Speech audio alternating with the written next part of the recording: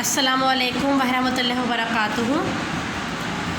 आज हम अपनी ऑनलाइन क्लास में इंग्लिश करेंगे, ठीक है। और आपको पता है अच्छे से कि प्रीवियस क्लासेस में हमने इंग्लिश में ही अपने जो हमारा लेसन नंबर क्या था, पाइथन इन लव, उसके हमने बुक वर्क भी कर ली है। और बुक वर्क भी आपकी बहुत वेराइटीज़ के अंदर बुक वर्क आई है, जिसके अंदर क्वेश्चन आंसर्स थे, वर्ड मीनिंग है, और आपको क्या नाम है सफिक्स प्रीफिक्स की कल वीडियो आपको सेंड हुई है।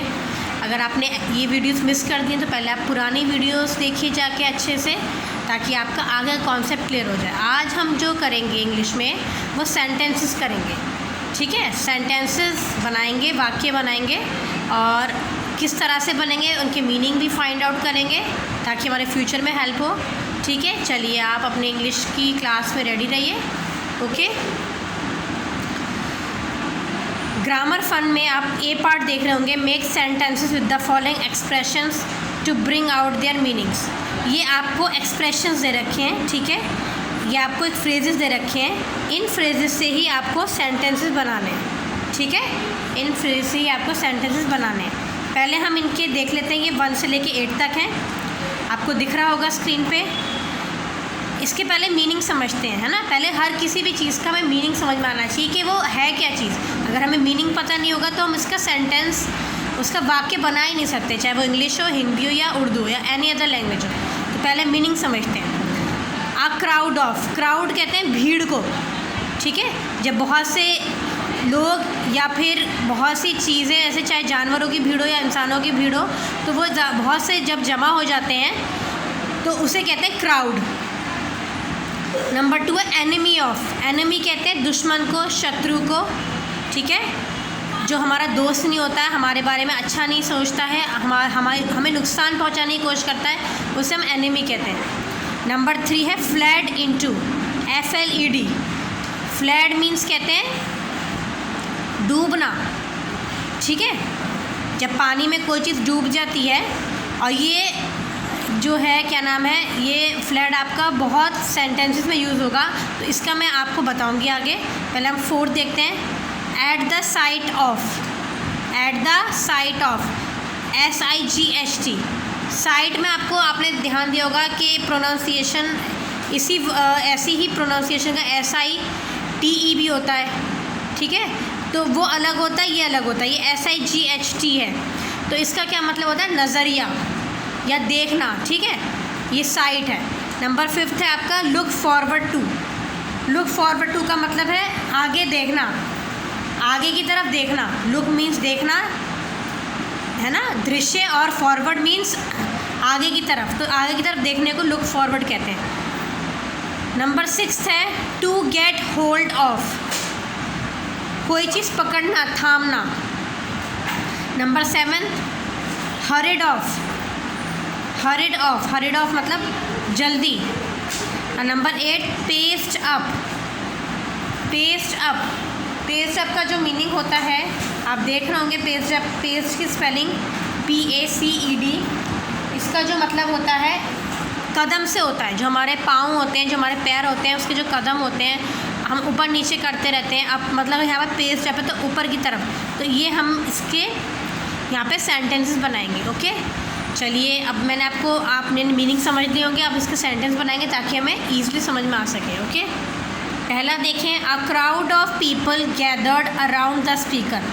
क्राउड ऑफ पीपल मतलब लोगों की भीड़ है, गैदर्ड मतलब इकट्ठा हुई हुई है स्पीकर के आसपास। स्पीकर मतलब बोलना, कोई व्यक्ति, यहाँ पर कोई इंसान भाषण दे रहा है, तो भीड़ जो है उसके इर्द गिर्द आसपास इकट्ठी हुई हुई है, तो उसी भीड़ को, उसी लोगों के समूह को हम क्राउड कह रहे हैं, ठीक है। पहला आपका सेंटेंस आप समझ में आ गया होगा, गैदर्ड इकट्ठा होने को कहते हैं। नंबर 2 था आपका एनिमी से, है ना। One deity for an enemy is bad enough, मतलब DEITY। डियटी मीन्स कहते हैं देवता को, बहुत भले इंसान को, सज्जन इंसान को। जो देवता होता है जो हर किसी की भलाई सोचता है, ठीक है। One deity for an enemy is bad enough, अगर कोई देवता हो इसके लिए अगर एक ही दुश्मन हो, एनिमी मीन्स दुश्मन हो, वो काफ़ी है। इनफ मतलब काफ़ी है। अगर कोई भी इंसान बहुत अच्छा हो, भला हो, और उसके लिए अगर एक ही दुश्मन हो तो वो उसके लिए काफ़ी है, ठीक है। यहाँ से इसका ये मतलब उठता है। नंबर 3 है आपका fled into one army fled into the river. One army, एक जो फ़ौज है, जो सोल्जर्स की फ़ौज समझ लीजिए, ठीक है, वन आर्मी वो कहाँ पर है? रिवर में, नदी में फ्लैड हो गई।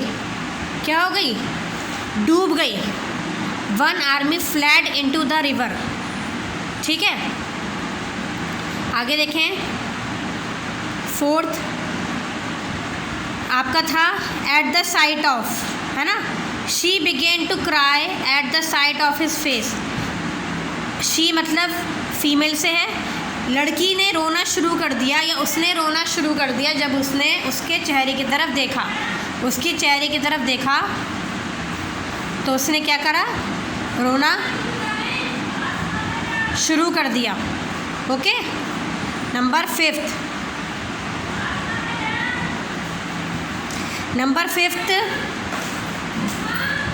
Forward, looking forward. I am looking forward to the beach, मतलब मैं बीच के आगे आगे देख रहा हूँ या देख रही हूँ। I am looking forward to the beach, मैं बीच के आगे आगे ही देख रहा हूँ। मतलब कोई, मैं बीच पर हूँ मान लीजिए, और मैं क्या कर रहा हूँ? बीच के आगे आगे ही देख रहा हूँ। ठीक है, number 6 it's easy to get hold of chocolate from your shop. मतलब कि मेरे लिए बहुत ईजी रहा ये। It's easy to get hold of chocolate, मेरे लिए बहुत ईजी रहा ये क्या करना? कि तुम्हारी शॉप से चॉकलेट को उठाना। तो गेट होल्ड ऑफ का मतलब उठाना, पकड़ना। तो मेरे लिए बहुत ईजी रहा कि आपकी शॉप से क्या करना? चॉकलेट को उठाना। ओके, अब यहाँ पर हमारे 7th और 8th बच रहे हैं। हरिड ऑफ, हरिड ऑफ का मतलब हम समझ गए जल्दबाजी से होता है। देखते हैं आगे।